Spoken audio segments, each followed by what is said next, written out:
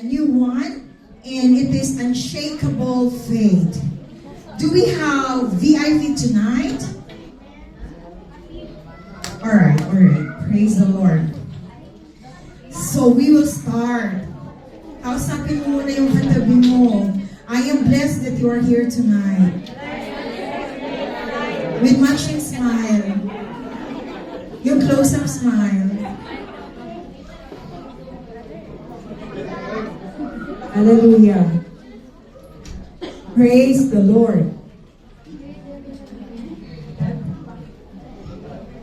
Hallelujah. Now, I have a very question tonight. Now, have you ever felt like your faith is so strong enough? Like, you pray, you read the Bible, and you try to trust God.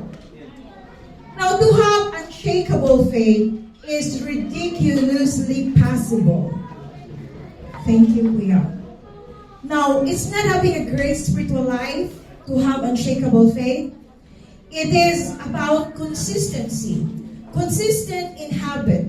That you make you more stronger your life in every single day of your life, touching the presence of the Lord. And tonight, I'm showing you how exactly faith is. Now, faith is, we are not born with a great faith. Our faith increases as we encounter God. Can you say amen? Amen? Some people don't believe about miracles. Some people don't believe about signs and wonders. When they started to come here in the church, they received healing. They received deliverance. And then they encountered God. Then their faith increased. Now, what is really faith all about? Now, faith is not like what you see. Parang horror, no? Hallelujah. Faith is not how we see and we believe. To see is to believe. That is not faith. The Word of God says faith is the substance of things hoped for and the evidence of things not seen. Another one is version for faith in Hebrews 11:1 is faith is the assurance of things hoped for. Hope for. It means you hope, but you have not seen it. You believe in God. You have not seen God from your natural eyes, but you believe that there is God, and you hope of God. You hope that there is God. Now, faith is a conviction of things not seen. So, pag isang bagay hinihingi mo na hindi ka naniniwala kung walang evidence, that is not faith. Faith comes when you believe even if you don't see it. Can you say amen? And tonight, God is calling us as a congregation to have unshakable faith. Amen? Now, this is in connection of the three great men of God, Meshach. What is the name of that? Meshach, Shadrach, and Abednego. They were so radical in serving the Lord. This story started when they were like 16 years old, very young. Who is 16 years old here? Gina? But Kuya David is still 13, right? Sino? Jaja? Yeah, they look like 16 years old, but they're very young. Baby face kasi sila, diba? So let us read this Word of God and then give reverence to the Word of God. Let us all rise up and read the Word of God.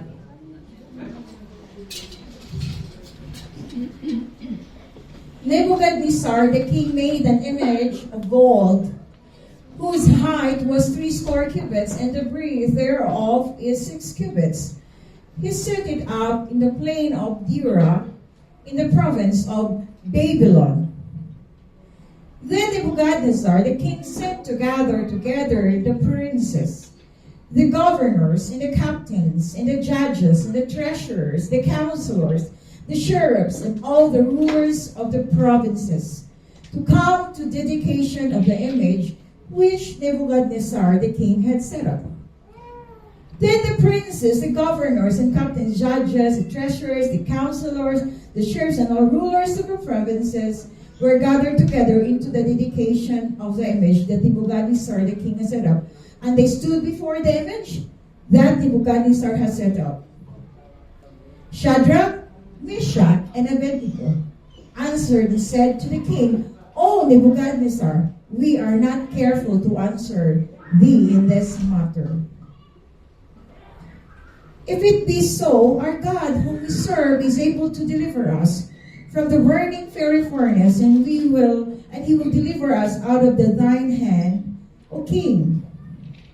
But if not, be it known unto thee, O king, that we will not serve thy gods, nor worship the golden image which thou hast set up. Then was Nebuchadnezzar full of fury, and the form of his visage was changed against Shadrach, Meshach, and Abednego. Therefore he spake and commanded that they should heat the furnace 7 times more than it was wont to be heated.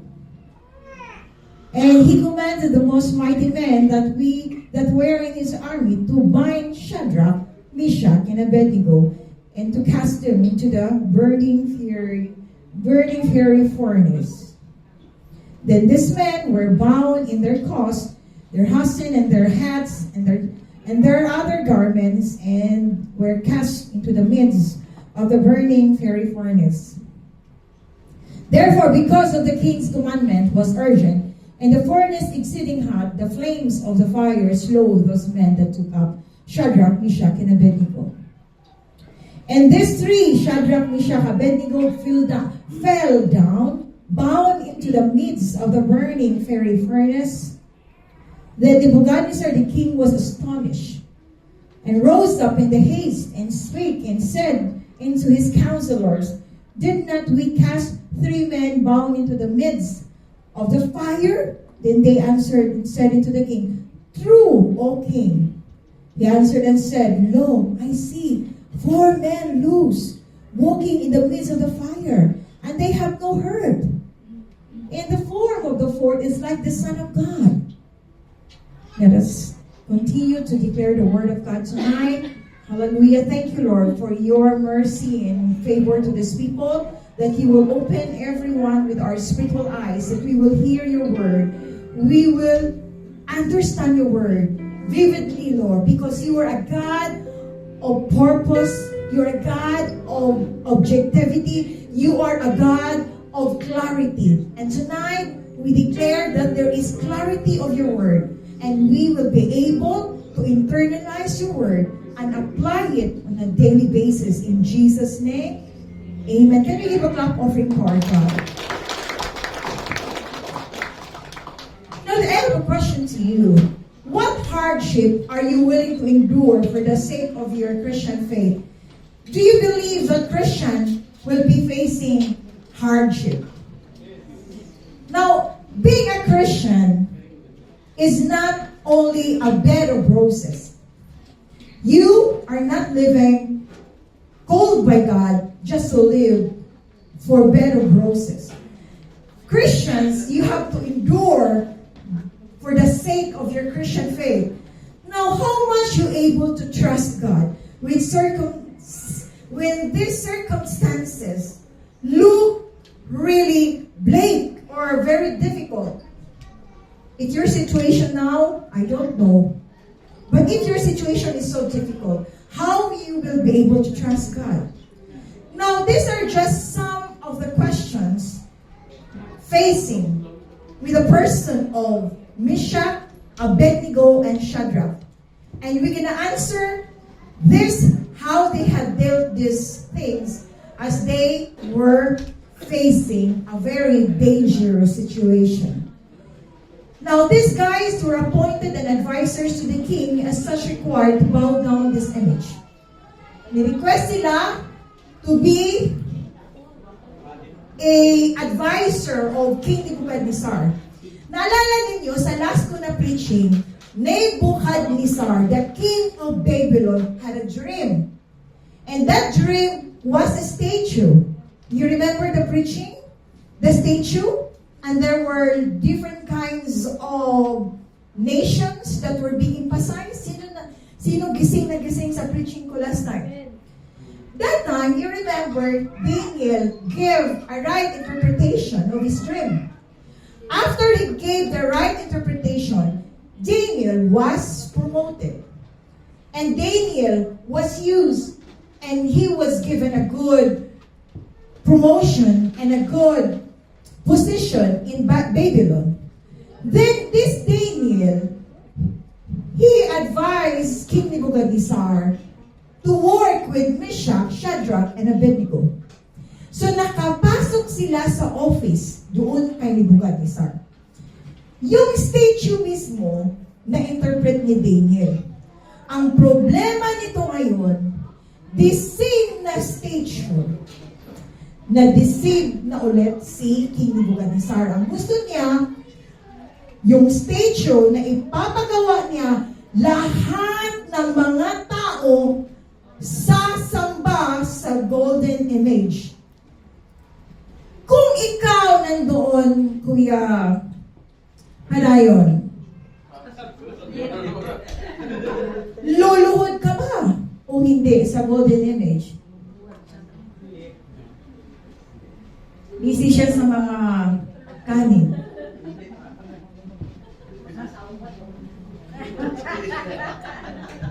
Tatanong tayo ng iba dito. Yung sa likod, nakaganyan na ako kasi baka tatawagin sila. Now, kung kayo ay panahon during the time of Babylon, will you bow down the golden image? Now, if you will not bow down, you will be put into death. You will be placed in pugon.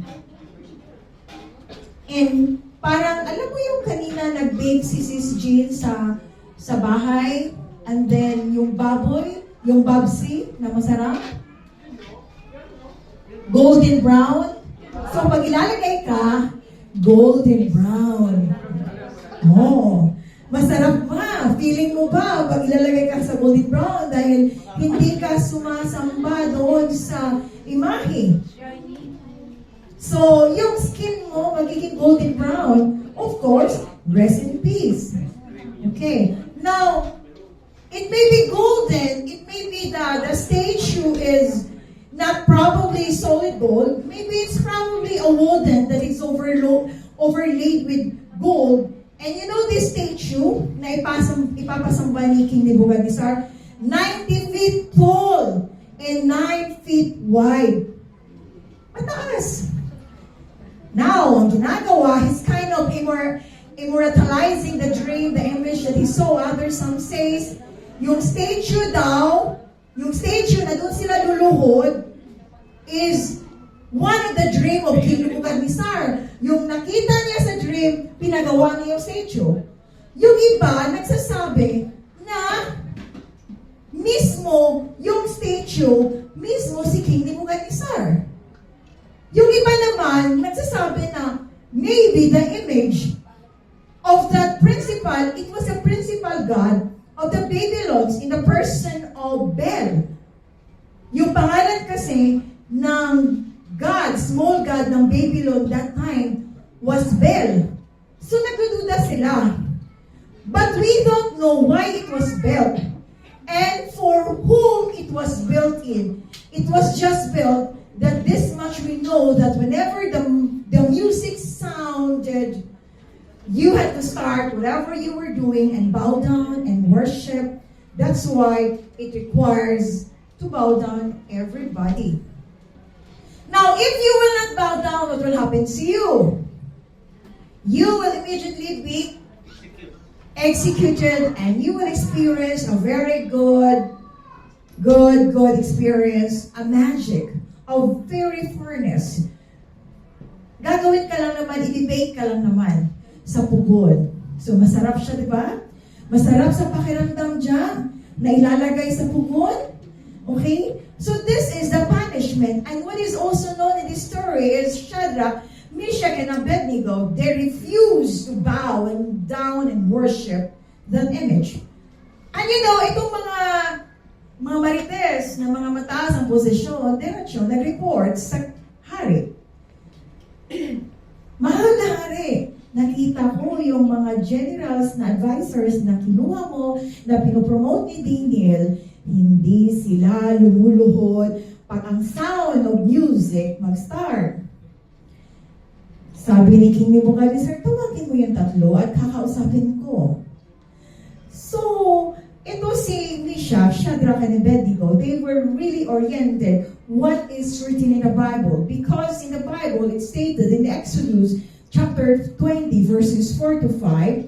Can we just open the Bible? Can we just move on to the next screen? Move it. Maybe it was before this. Can you just... Nabasa na to siya kanina, di ba? Move. Can you move? Exodus 24 to 5.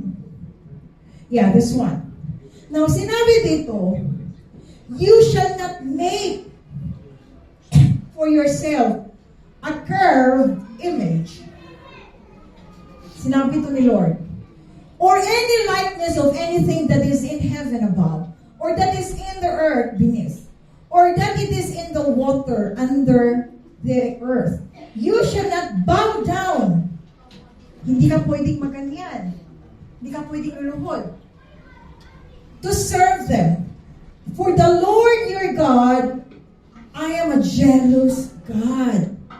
Sinabi to ni Lord, visiting the iniquity of the fathers and the children to the third and fourth generation of those who hate me. Now, Meshach, Shadrach, Abednego, they knew about this. That if they will worship the image, this is not acceptable in the sight of God. I explained it to you that this worshiping of graven image started in Babylon. Right? Si Semiramis, si Baal, nag-start sila nito na pagturo at nadala sa Egypt, nadala sa Rome, nadala all over the world itong klase na pagsimba. This is a paganism worship. Now, why this is not? Just imagine, you cannot measure God with this size. Can you measure God with this size? You cannot measure God as this size. Because God is sovereign God. God made heaven and earth. God is a spirit. And they that worship God in the book of Mark, you should worship God in spirit and in truth. To worship God in spirit and in truth is you are not seeing any graven image, but you worship God in your spirit. You worship the Spirit with your spirit. The Holy Spirit will listen to your prayer because your spirit is worshiping God. And God is not measured with his size. And this Abednego, Shadrach, and Meshach, they knew about this. Now, Christ's followers, if ever there is a law of man that contradicts the higher law of God, we must always obey the higher law of God. Can you say amen? This civil law govern or emphasize, mandated to particular nations. There are civil law which is against the word of God. Not all that we will follow. We will follow above. We will follow the higher law of God. God must be the supremely honored, and we should worship and we should obey. So here we have this case where a king is actually made a commandment, made a law that absolutely violates God's law. Will you obey or not? Now, others example of civil disobedience is probably happened during the time of Pharaoh. Pharaoh, sa Tagalog pa, Pharaoh. Pharaoh was sitting as a high position in Egypt. And he said to the nations that they have to kill their eldest child who is male, lalaki. They have to abort. They have to abort. Now, abortion is against the word of God. Can you say amen? Amen. Abortion is against the law of God. Now, the civil law was saying that they have to abort the first male child. The Israelites did not abide because it is against God. Abortion is murder. And so they followed God. Another thing, that there was a civil violation. Remember, Peter and John were ordained not to preach the gospel in the streets. Bawal kayo mag-preach. Mag-preach kayo, you will be put into death. But what they did not say, oh, we will just preach after 20 years because it is forbidden.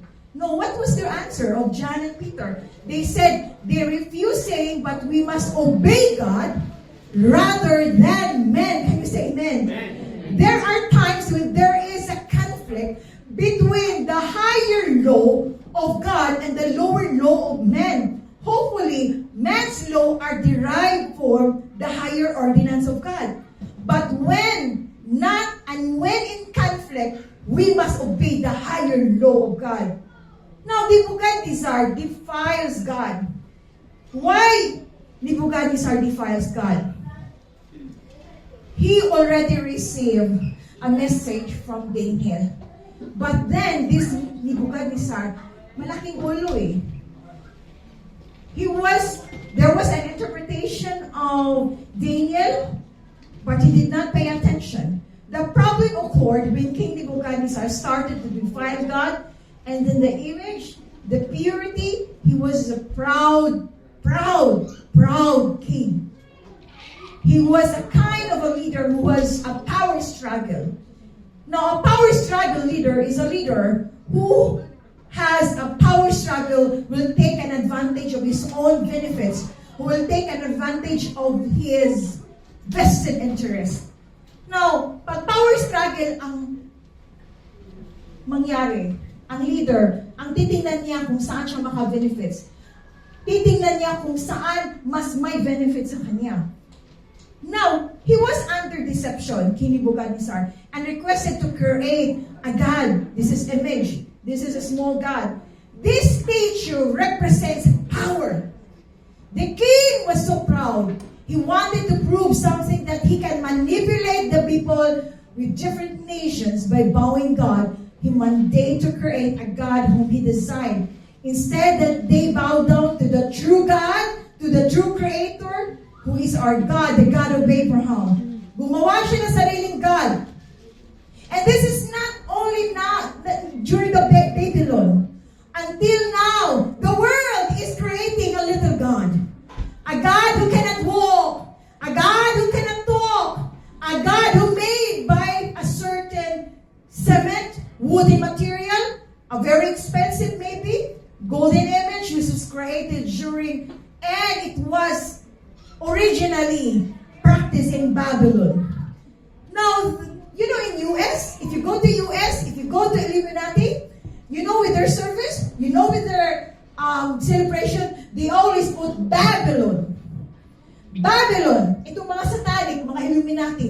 Why they put Babylon? Because they knew that satanic worship, paganism worship, pagan is worshiping sun god, the God that is not a true God, originally created in Babylon.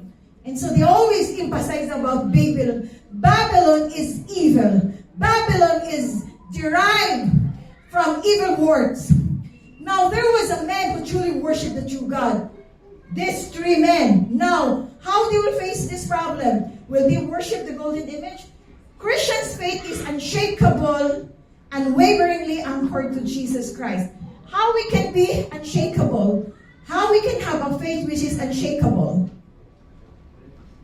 believers should stand against the threats. If you are a Christian, there will be a time that you will face threats. In UK, Christians receive threats because they will go for digitalization. Now, if they will not go with the ID, they cannot be employed at matatawag sila sa UK na kulurong. Now, how you can deal with that? The king was so arrogant that he wanted like to have one world nation, one world government. Their nations will obey his voice and only his voice. This is his mandate. He requested to make a statue and requested the nation to submit to him. Now it shows like a one government. Now if you will not obey, you will be punished. If you bow down, you will survive. If you will not, you will instantly put to death. What will happen to you? Now the scenario is not only applicable before. It will have, this happened BC before Christ, but today it's still happening. Do you know that this is still happening? And it is more happening in the last days. This kind of scenario that you have to choose or else you will die. Are you ready for one world order? Now, last January 2026, there was really a vivid announcement of the one world government. It was held in Switzerland. You cannot stop the world for having that one world government. There is a European common market where it was proposed for one currency, one ID.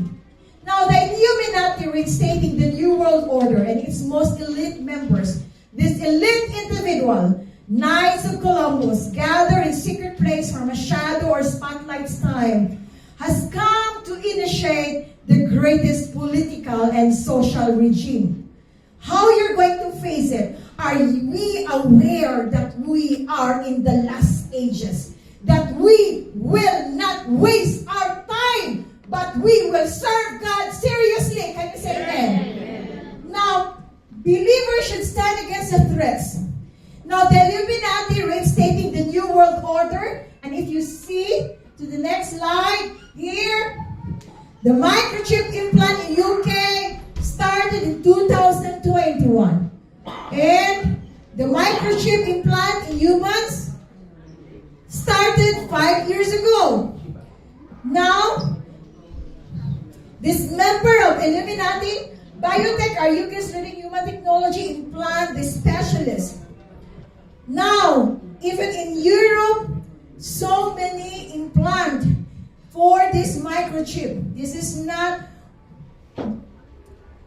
just now. It was already been a few years ago.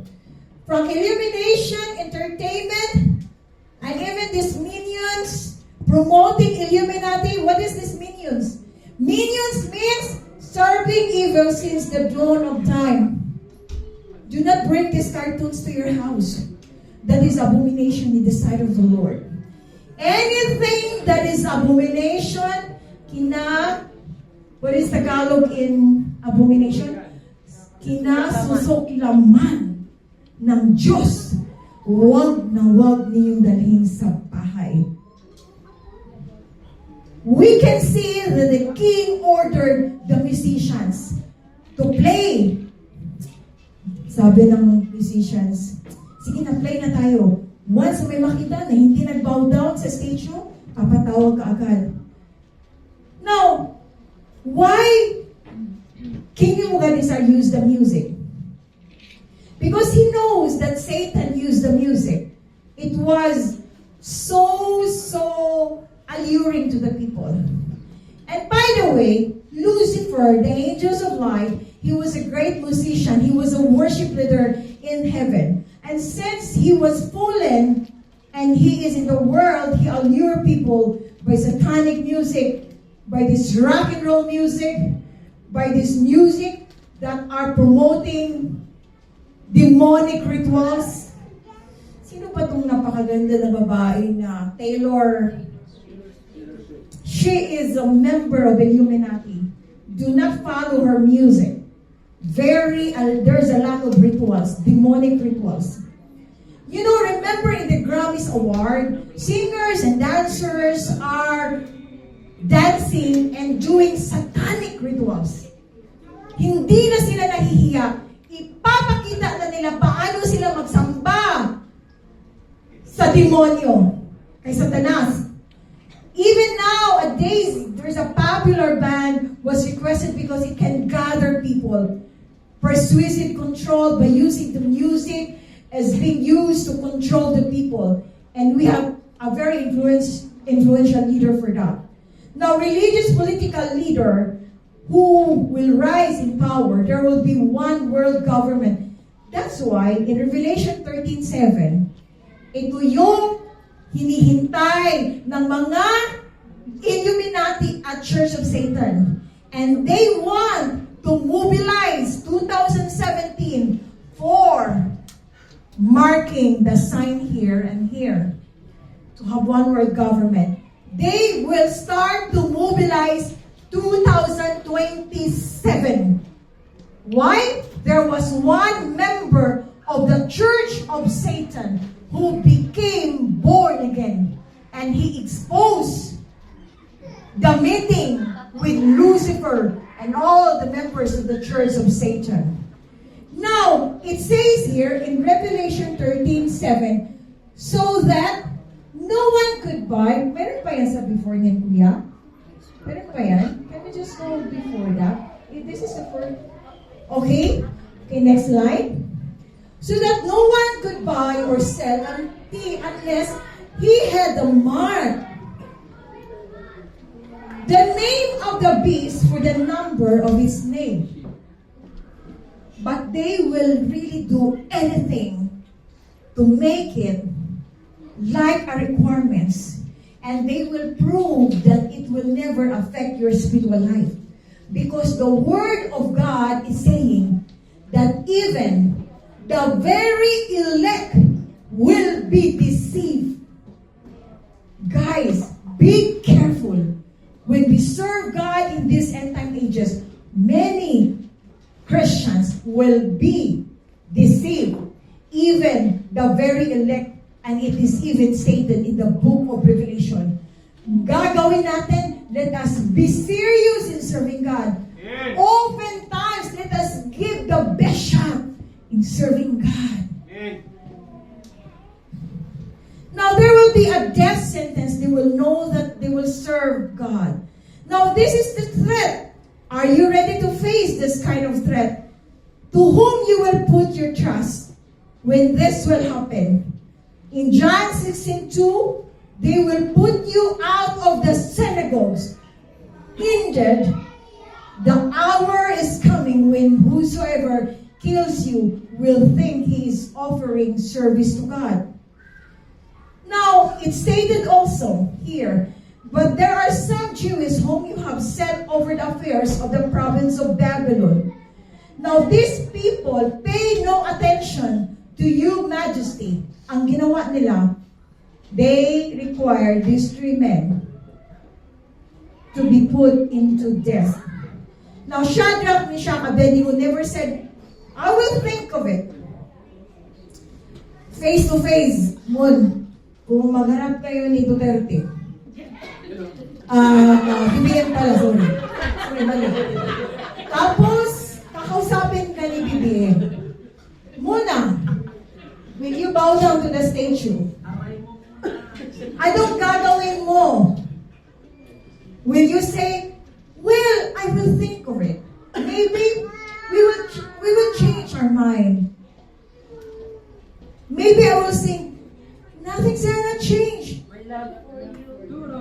Maybe I will see you after a few days. May mga singer talaga dito, no? Mga magagandang boses.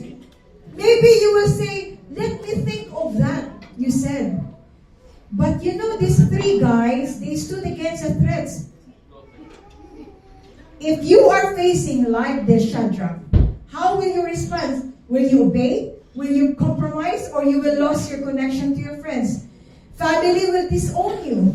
Pag alam na nila na ikaw ay papatay na, pag yung mga friendship mo sa daan, hindi ka na yan papansinin. Kasi natatakot na yan sila na ikaw ay idadamay. You know what will happen when the time there is a marking? Some Christians who recognize other Christians, hindi na yung mag-uusap sa daan.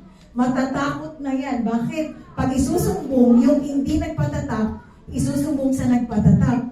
At anong gagawin mo? Magtatago ka. Now, in this situation, as you are being tested, you are going to face this great challenge. Sinabi ng Matthew 5:10-12, Blessed are those who have been persecuted for the sake of righteousness, for theirs is the kingdom of God. You are blessed if you are persecuted. You are blessed when you are insulted. You are blessed if people will turn you down. If they will talk against you falsely. But the word of God says, rejoice. Say rejoice. Rejoice. Be glad. For your reward is in heaven is great. So for you to be persecuted, the prophet were before you. Church, we are called not to compromise. They immediately state their faith, these three guys. No compromise. People designated to watch for those that would not bow down the image. To bow down the golden image speaks no compromise. No compromise. When you spend some time with your friends and they are drinking, in heaven there is no beer. That's why we drink it here. Kaya sis, inom muna tayo dito kasi bukas, punta tayo langit, wala na dito mga beer. Beer brand na lang doon.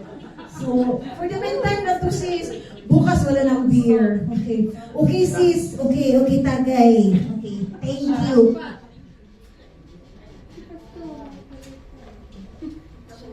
Mayroon pa kaming, sa bahay, beer brand. Okay. No compromise. Your teacher is an evolutionist. Never believe on the existence of God. They will teach you, no compromise. No compromise if your boss gives you new sales literature that lies about the product you are selling. And your boss will request that you fake a document. No compromise. Can you say amen? Amen. No to fake documents. Para lang ma-approve ang ipaprocess mo, peki ang ipapadala mo, that is abomination, that is not pleasing to the sight of God. No compromise if your boyfriend wants to sleep with you. Can you say amen? Yes. Aywa. Shukran. Afwan. Now, if you will say no, they will tell you that you don't love him. You don't love me because you're not sleeping with me. Will you compromise? Sagutin mo kagad, no way. Hard to get home. Diba? Yes.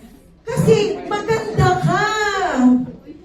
Mahal na mahal ka ni Lord. Can you say amen? Amen. Kaya nga nandun si safeguard. Ako ang iyong konsensya. Sino ba gumagamit ng safeguard na sabon dito? Panahon sa mga 80s na. Ito yung favorite ng mama ko. Perla? Maganda yan sa face. Yun ang ginagamit ko. Bumili kayo ng Perla. Pero pag masubraan, medyo may sunog sa mukha. Oh. So, no compromise when you are a photographer and you are requested to work for photographic pictorials. 1,000 per day. Part-time, friends. Ano bang pipicturan? Walang suot. Pwede ba na hindi nakatingin? Pag picture ko, nakaganyan lang, tapos tingin lang ng konti. O, pwede 50-50. Oh, no compromise. Kasi yung Christian sabi niya, Hindi naman pwede kasi pipicturean ang angle, ganyan lang. Malayo, baka hindi na ako babayaran ng 1,000 dirhams. Bibigyan ka na lang 1 dirham. Kasi hindi proper yung pag-take ng picture. Now, if your friends are tempting you to go with the great jokes, minsan, tatawanan pa tayo. Alam mo yung bagong kasal, tapos papatrip, alam mo na yung anong mga topic niyan. Tawa ka ng tawa. Pag Christian ka, you will not go with their green jokes. Can you say amen? Amen? Tell me who your friends are and I will tell you who you are. Kaya association is very important. You will really be, if you are associating people, yun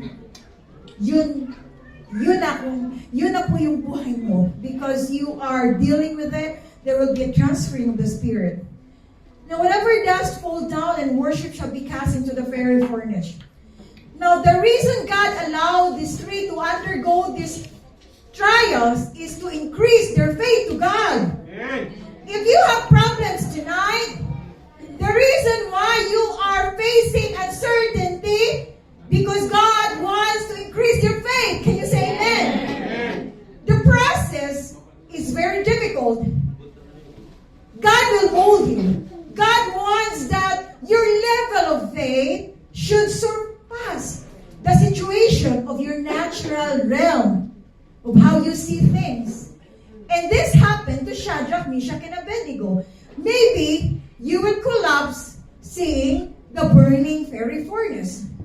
Now, the degree of fire was 7 times more hot. Whew!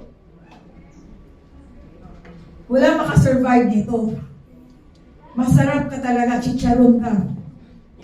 Because God has seen the degree of faith of Shadrach, Meshach, Abednego, they will be able to stand the test. By the way, hindi ka dadalhin ni Lord sa isang test kung hindi mo kaya. Pag binadala ka sa isang certain na test, alam ni Lord, kaya-kaya mo. Kaya sabihin mo sa katabi mo, kaya-kaya mo yan. Kaya natin lahat. Kaya iboto na ninyo si Daddy Lenny. Joke lang yan, ha? Wala po kami, we don't promote any political, because we go with God. God will allow the testing of your faith not beyond your capacity. For this furnace of fire, we do not have fear. Fearless ka. Dapat ba tayong matakot? Matthew 10:28. Listen. Blessed are those, Matthew 10:28. Let's go. Do not fear those who kill the body, but cannot kill the soul. But rather fear Him, fear God, who is able to destroy both soul and body in hell. This is the word of God. We should not be afraid with Nebuchadnezzar, even in this generation. We should not be afraid even the mark of the beast. We should have fear to God, who is able to kill both soul and body in hell. We love for one night stand. We love to yield just to live in sin. We don't realize that it can kill and destroy both your soul and your body in hell. When you are in hell, it is for eternity.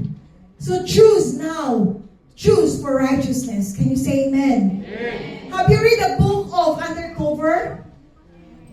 John Beaver warned the single people to stop sinning, even for repeated reminder and warning their heart, where there was a callous. Callous means matigas. Alam mo yung callous?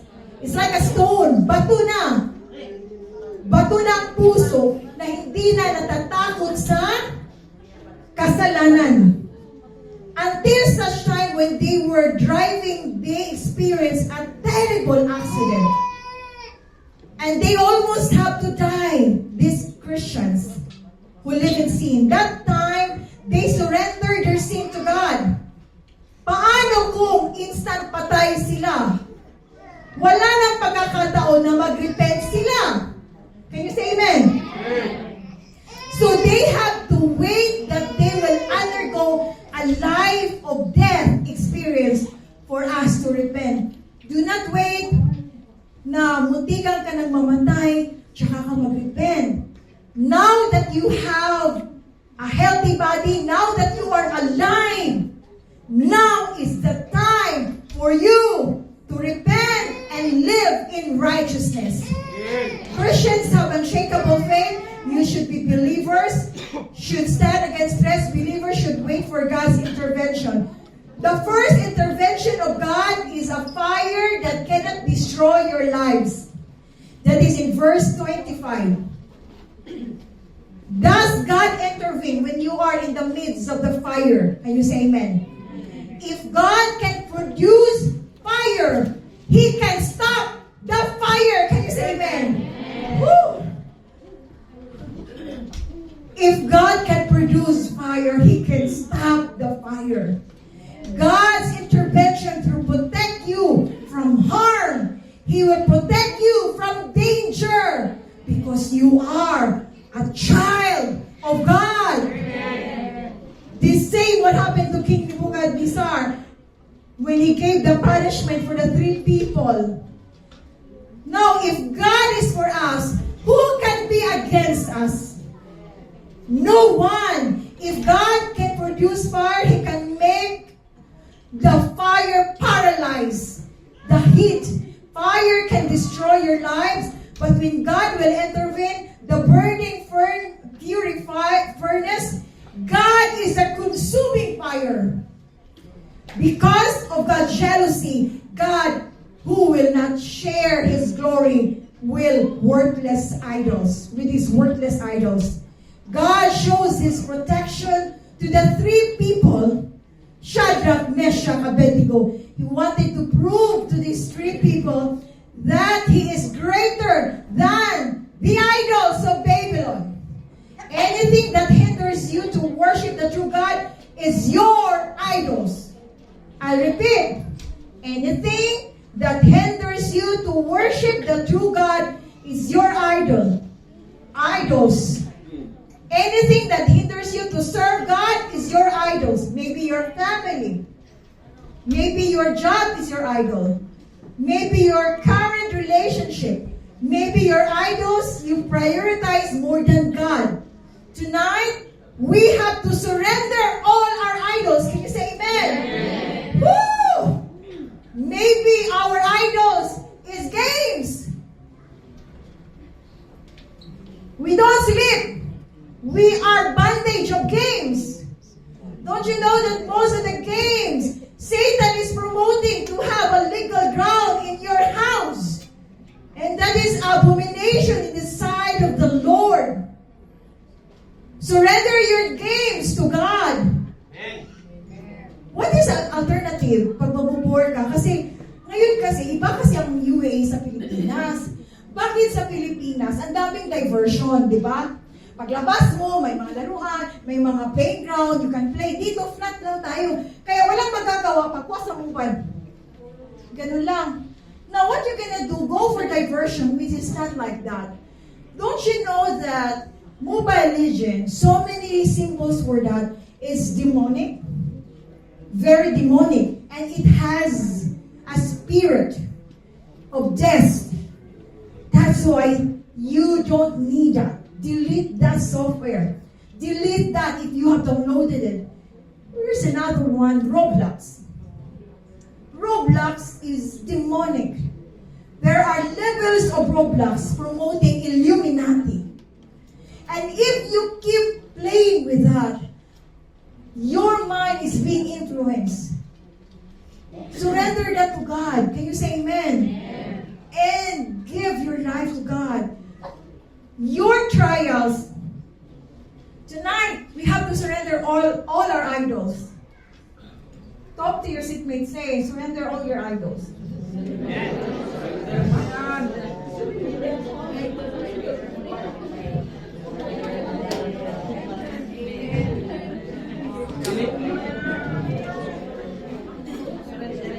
isa na po ako.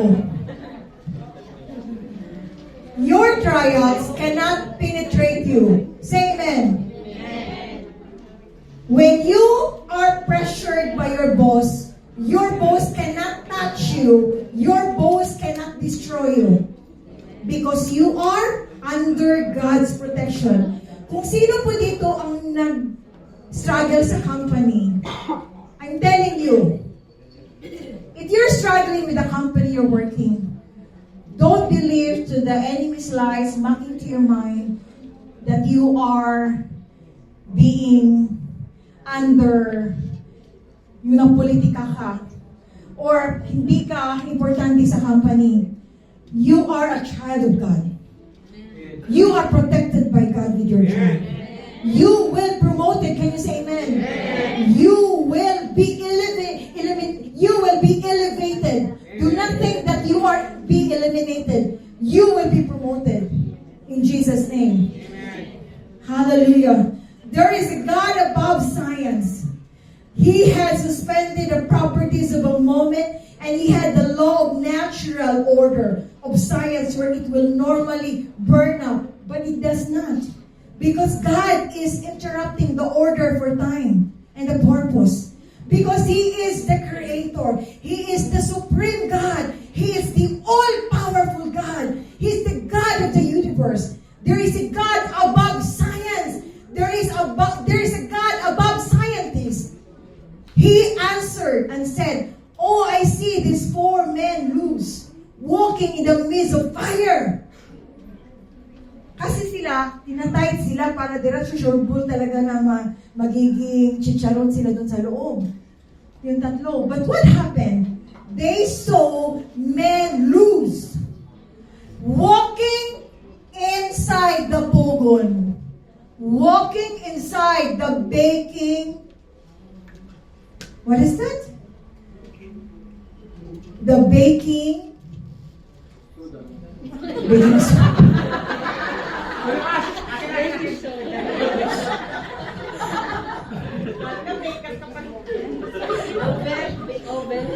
Oven.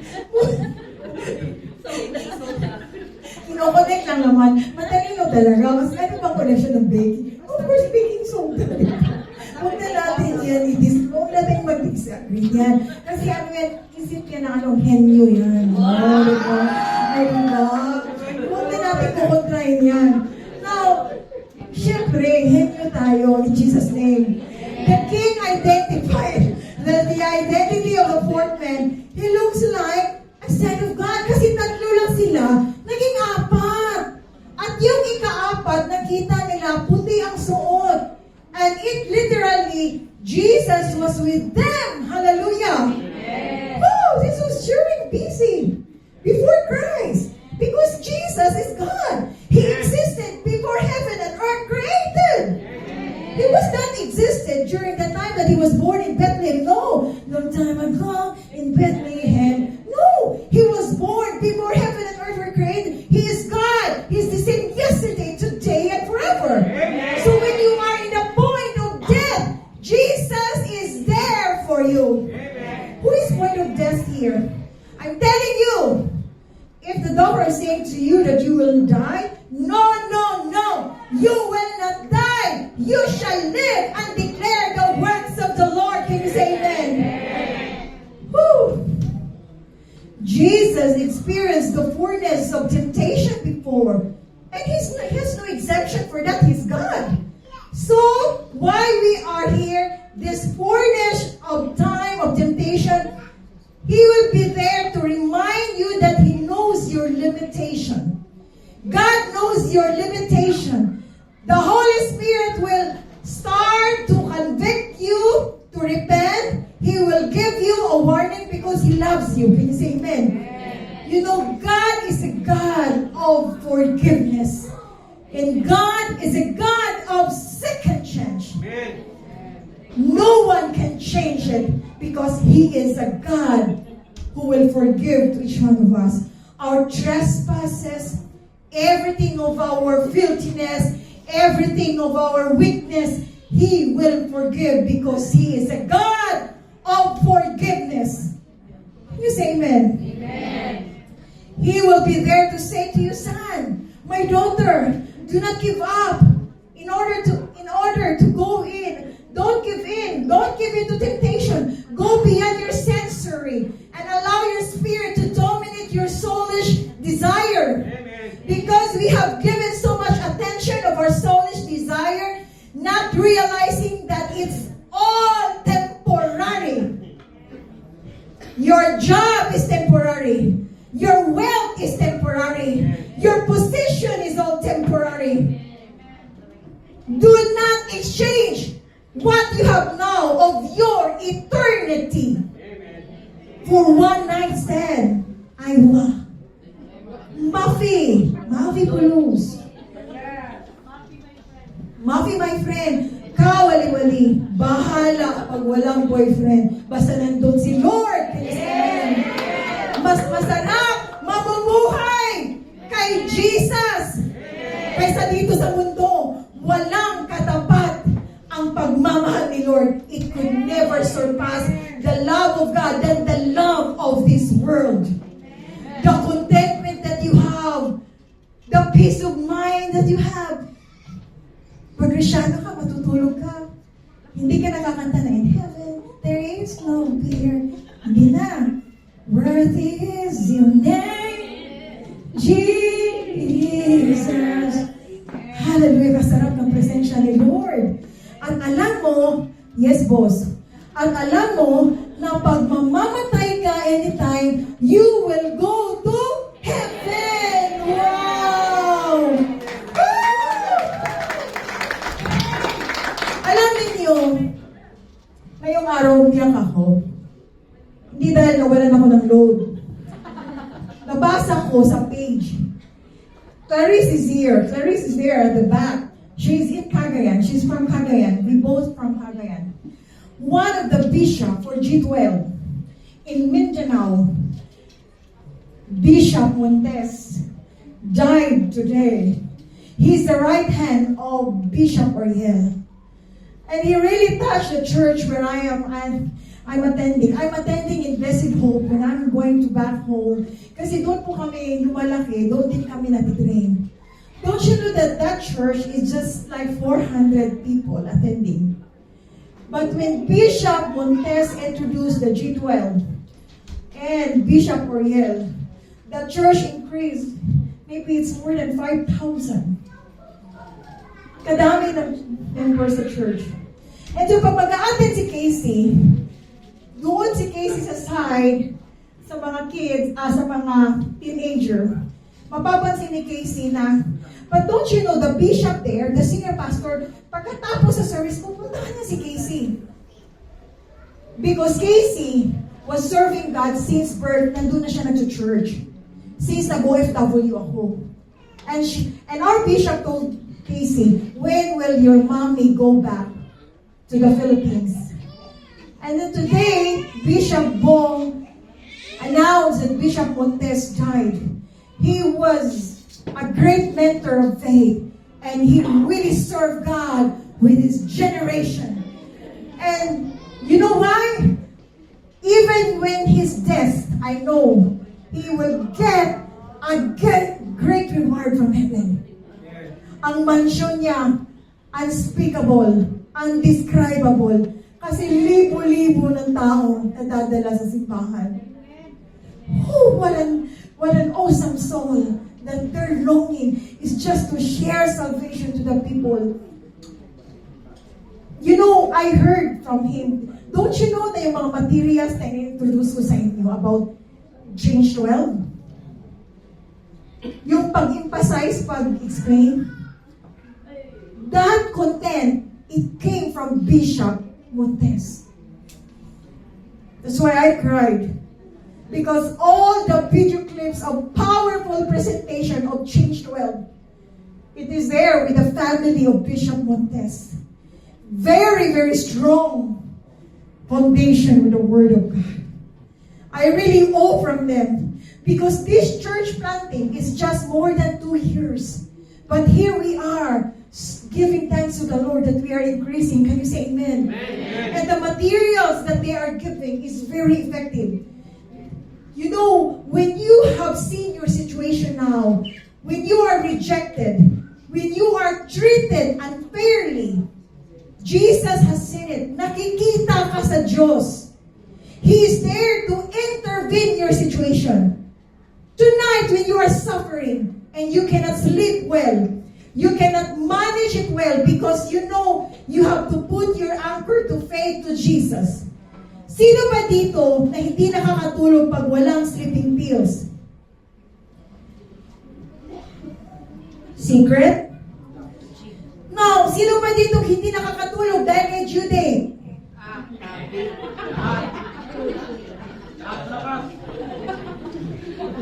Nag-text kasi yan siya, sis. Si due date. Diba? Wala namang exempted, diba dito? Especially pag may tabi tayo. Tabi-tabi lang. Tabi-tabi yung mga kinukuha. Bayad ulit. Diba? You know, God will cause you to be debt-free. Can you say amen? Amen. Say to your seatmate, God will cause you to be a debt-free. When you experience life and death situation of your family, God will remind you that this is only temporary. Say temporary. God will rescue you. God will intervene in your situation and God will promote you in the midst of different situations. What happened to Shadrach, Meshach, and Abednego? They were promoted and they were appointed in a certain job in Babylon. Remember, guys, if God can promote us, God can also demote us. If God can promote us, God can also remove our position if we are not faithful to God. So if God appoints you something in the kingdom of God and you are not functioning, don't think that you will be promoted. It's far beyond what you think. Remember, when you are promoted, promotion does not come from the north. Promotion does not come to the south. Promotion does not come from men. It does not come from your boss. He is just a tool. He is just an instrument. Promotion does not come from someone in authority. They are only the tools. Promotion comes from only one. And promotion comes from God. Can you say amen? Amen. Do not trust men. Trust God. Amen. When we serve God, we don't do sip-sip. We give the best shot to God because we love God. Can you say amen? Amen. Our intention is clear. Our intention is genuine. God is ready to take you to the next level. God can take you to the next dimension. Promotion from death to prosperity. Can you say amen? Amen. Woo! You are going to begin to see doors open in your life that you don't have the education or the skills to open. God is setting up for a victory against defeat. Because God called you to be an overcomer. God is calling you to be victorious. God is calling you to break through in your life, in your Christian life, in your health, in your relationship, all of the aspect of your life. God wants to elevate you. This is His plan to you. Believers should live to serve the true God. How many of you believe that God will cause you to lead a people? Meshach, Shadrach, and Abednego lead the people because they have a strong connection to God. The glare of your soulish eyes is trying to dominate the hearing voice of God. Listen, guys. This is very important.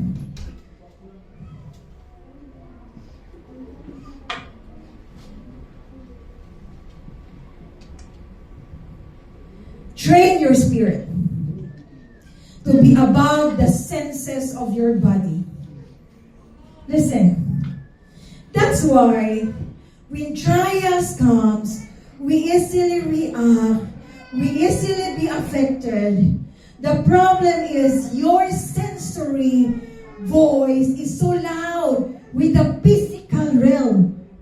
But once you you conquer the sensory realm, that you focus on the physical realm, it's easy for you to hear God.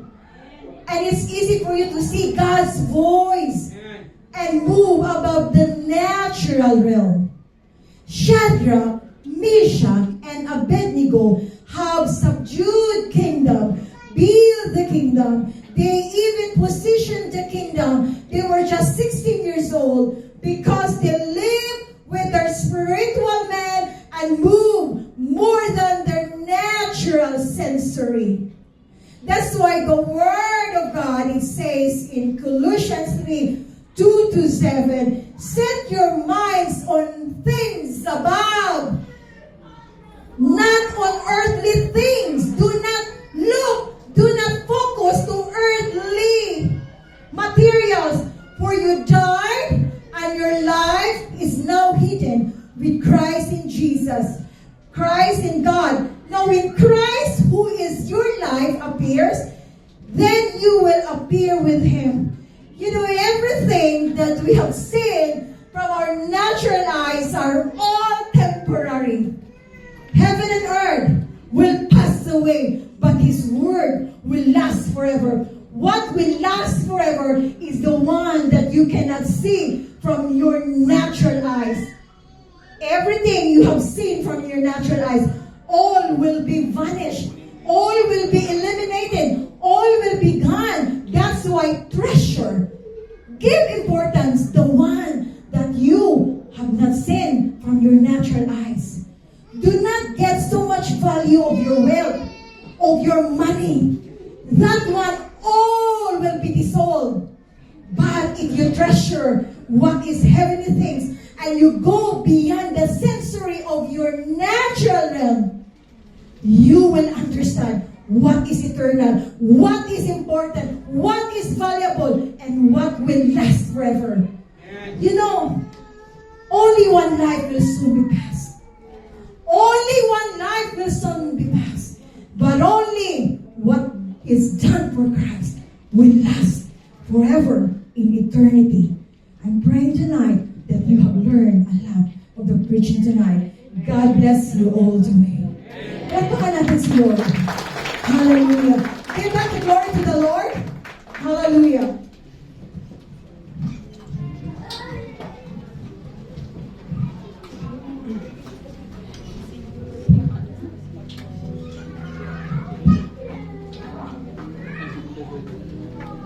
Please remain standing.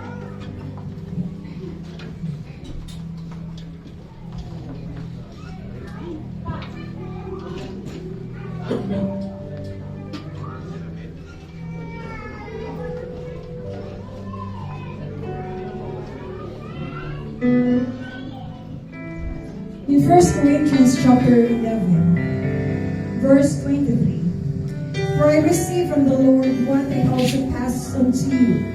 The Lord Jesus, on the night He was betrayed, and took bread. And when He had given thanks, He broke it and said,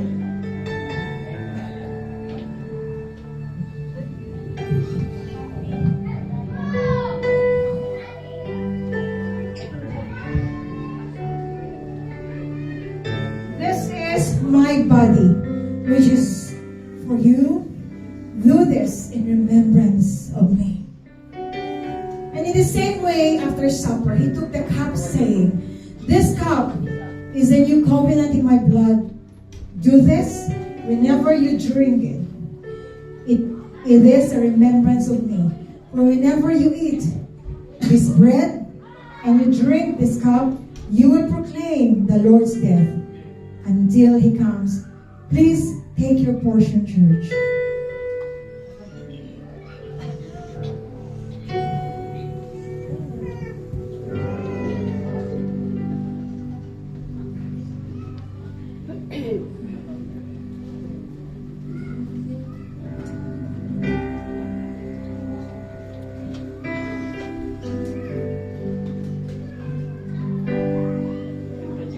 Thank you for the cross.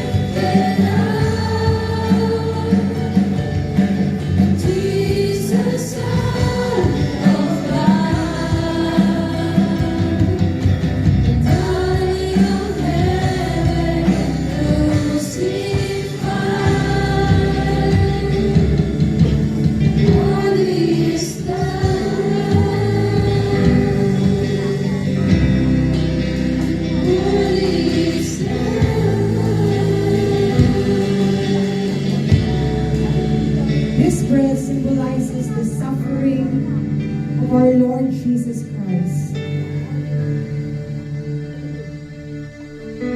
This bread is broken for you and for me. Tonight, as we partake this bread, we are proclaiming that Jesus Christ died for us. As we partake, we remember that by the stripes of Jesus Christ, you are healed. Can you say amen? Amen. By the stripes of Jesus Christ, every infirmities that you are suffering, you are healed in Jesus' name. Before we will partake and partake this bread and the cup, I would like to request everyone, see if there is an offensive way in your life. And let us search our hearts to the Lord. And let us pray, Lord, search us, O God. If there is an offensive way, Lord, if we are offended or we cause offense to other people, forgive us, O Lord. We forgive because God has forgiven us. We forgive because this is the right way, God, that you cause us to do. Cleanse us from all unrighteousness. Forgive us in your mighty name of your Son, Jesus Christ. Amen and amen. Let's partake.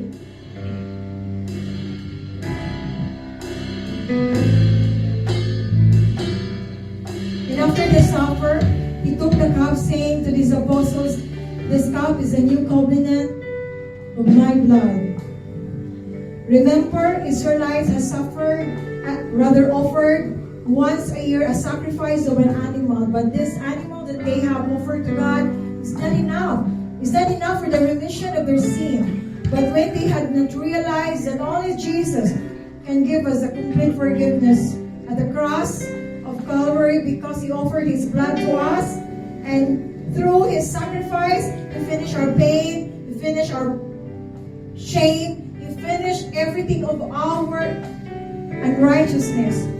Because the word of the Lord said, and Jesus said at the cross of Calvary, it is finished, it is tied. He finished everything of our sin. And the blood of Jesus shed of our sins. Now, tonight you are cleansed.